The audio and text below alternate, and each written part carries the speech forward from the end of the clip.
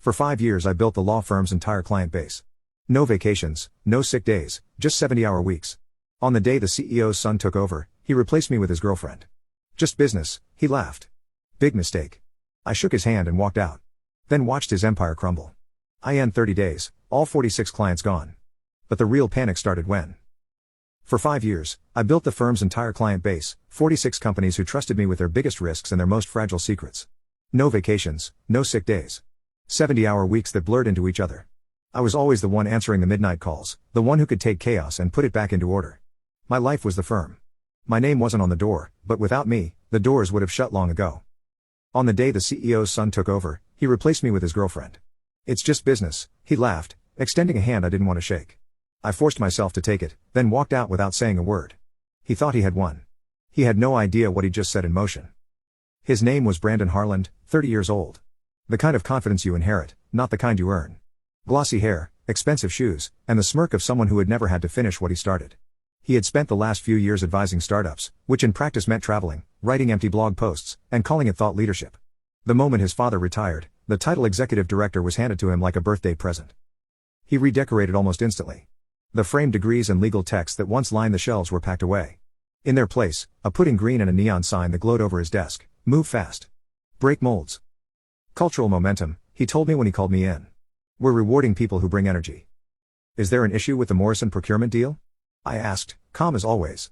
Or with the Alliage refinancing? Both had taken months of my time, and they were days from closing. It's not about details. He made a broad gesture toward the skyline. We need vibes. That was his word. Vibes. Then came the folder. A non-compete that wasn't worth the paper it was printed on. An NDA filled with vague threats and 3 months severance if I didn't make trouble. Beside him sat Maya, his girlfriend, who had been hired as a paralegal only a few weeks earlier. She smiled at me as if she'd just won a prize.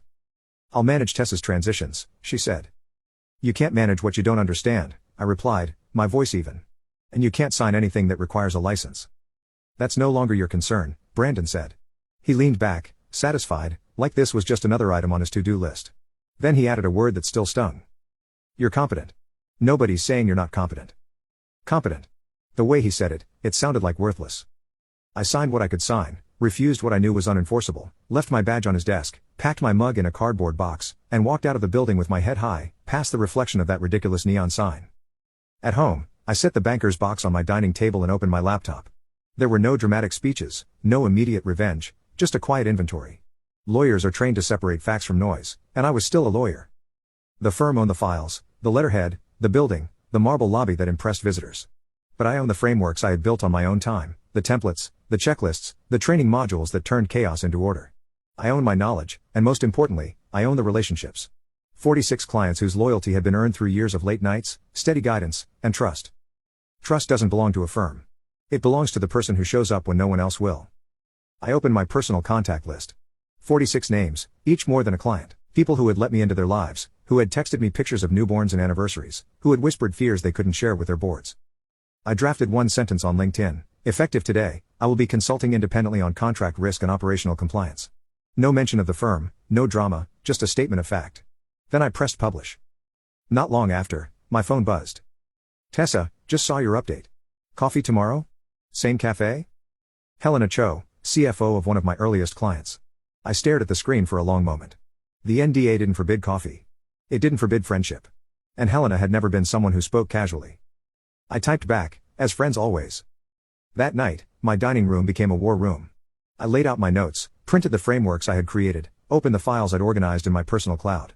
No client data, nothing proprietary, just the systems that made me good at my job. At 9:21, another message lit my phone.